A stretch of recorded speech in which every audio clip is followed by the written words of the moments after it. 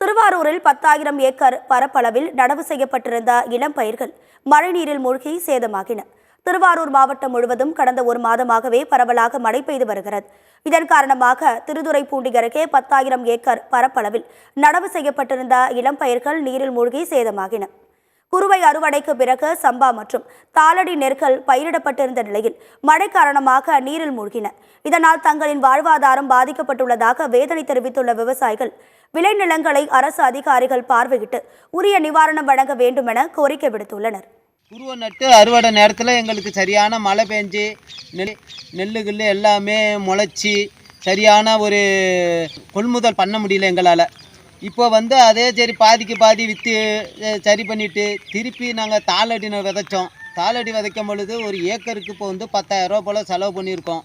செலவு பண்ணி எல்லாம் தண்ணிக்குள்ளே இருக்குது. உள்ளே கொள்றதுக்கு வடிகிறதுக்கான வடிகாலும் சரியில்லை, பாசனமும் சரியில்லைங்க.